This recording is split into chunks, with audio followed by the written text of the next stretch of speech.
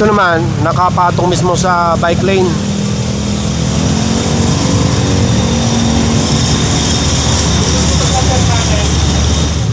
Magandang umaga sa inyong lahat. Ngayon ay November 7, 2025 at sa oras na 8:20 ng umaga.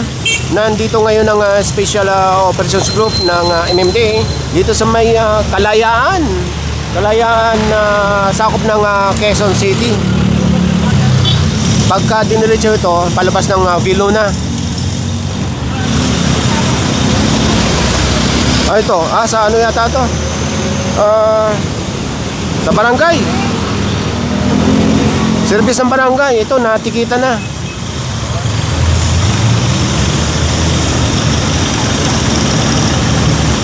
Bukod doon, meron din palang sasakyan ng barangay dito. Dalawa.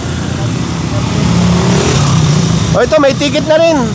Yung mga tow truck na uhuli. So, antabayan na natin hanggang sa mahatak to.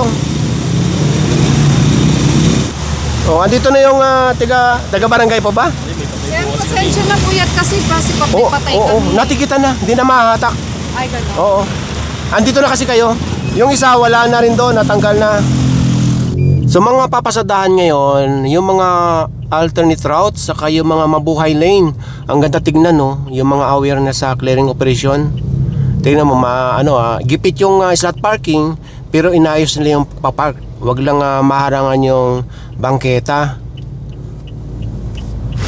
Ito naman sasakyan na ito, nakapatong mismo sa bangketa. So tigit na rin ito. Nagkalat ang team. May kanya-kanyang mga service. Dito tayo nakasama sa nauuna, yung mga tinitikitan. At pagka hindi lumabas yung mga may-ari nito, mahahatak. Ito, nadaanan din itong mga motorsiklo dito. At bukod sa mga motorsiklong naabutan dito sa bangketa, dito na rin sila nag-iihaw mismo sa bangketa. Yon, inalis lang yung ihawan dito. Ito mga motorsiklo, ito yung mga natikitan. Ngayon ko lang napansin, yung mga motor palang natikitan dito, nasa tapat din ng pedestrian crossing. Yan, unti-unti nang humahawan yung bangketa. O ayan, may nalalakaran na si nanay. Wala na nakaharang. Isa na lang tatanggalin. Dito naman, o ito, tingnan nyo. Nakadaan si nanay sa mga motorsiklo. Ito na naman, iiwasan na naman ito. Itong mga nakausli dito. Ito yung hanggang dito yung sidewalk. O ayan, diba? Iniiwasan na. So matitikitan itong dalawang sasakyan. Dahil after nito, tuloy-tuloy nang nakakalakad sila nanay. Ayun. Ang oras ngayon ay 8:52 ng umaga. So after natin sa Kalayaan, nandito tayo ngayon sa may CP Garcia. Ito yung compound ng or papunta ng UP Diliman. At ang labas nito sa may Katipunan. Yung mga madadaan na naka-illegal parking dito, yon ang mga matitikitan at posibleng mahatak. Nasa CP Garcia pa rin tayo. At nadaanan din tong naka-illegal parking at natikitan. So after matikitan, tatanggalin na lang ito dito. So andito na tayo ngayon sa may Katipunan na Avenue. At papasadahan yung mga naka-obstruct dito sa kalsada at bangketa. Nasa Katipunan Avenue pa rin tayo. At dito sa papasok, ano ba itong kalsadang ito laging may natitikitan at merong nahahatak dito.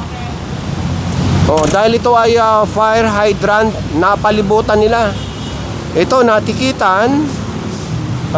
Basta lahat yung mga nakapalibot na sasakyan ditong inabutan, matitikitan. Dahil itong fire hydrant, masisigundo lang, hindi pwede itong parkingan.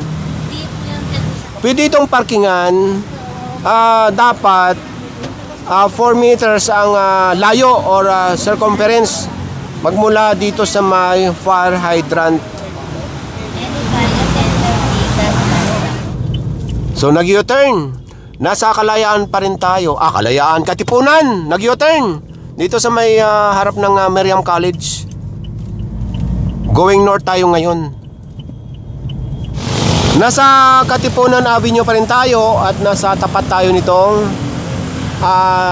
UP Town Center. At sa tapat niyan, ito yung compound ng UP Diliman. At ito, maraming natikitang motorsiklo.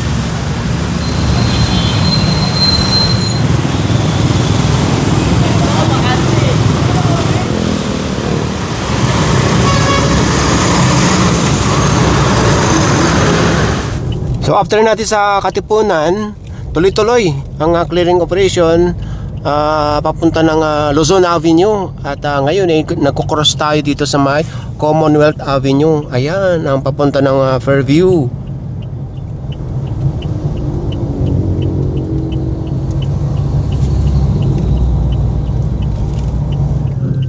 Ito, lahat ng matadaanan dito man naka-illegal parking ticket. Sa bangketa walang kasamang iskog. Pero paalisin ito. Kaya nga nang sinasabi, pwede naman maghanap buhay. Wag lang dito sa bangketa.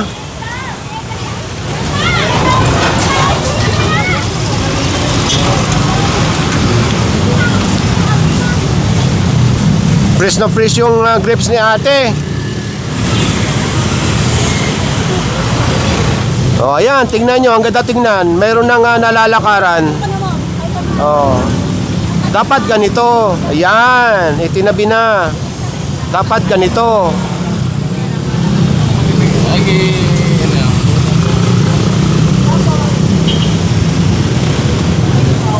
Wala namang masyadong natikitan sa may Luzon Avenue na kung saan ang pinanggalingan natin. Bukod lang doon sa pinatabi ng mga prutas sa bangketa. Pagkaliwa dito sa Congressional, nasa Congressional na tayo sa pinakakanto, ito, nadaanan itong gawaan na, ito, electronic shop. At tawag dito, nakaharang sa kalsada itong kanyang mga, ano ba ito, scrap? Scrap na sir, panjang shop ko. Hindi na ito, Hindi, deliver ko panjang shop sir. pang junk shop na? Oo, panjang shop na. So ayan, may pusa pa sa ilalim buntis. Ayan, tatanggalin na lang ni Kuya at lilinisin. Okay, diretso tayo. So diretso lang sa Congressional. So itong ginagawa ng operasyon ngayon, ito nga yung nabanggit ko kanina, hinahawan or nililinis yung mga alternate routes or mabuhay lane. So ang labas nito EDSA. Nasa Congressional Avenue pa rin tayo at ito patuloy na binabaybay ng clearing operation itong kahabaan ng Congressional. At ito nadaanan, nasa kuha na yung kalsada at bangketa. So walang iskog ngayon at ito paalisin lang ito ng clearing team at ipatatabi.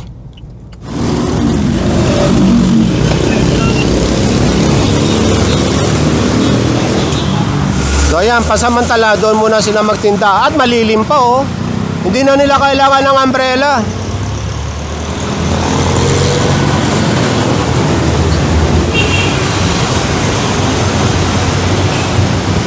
So ito na lang ang ililigpit.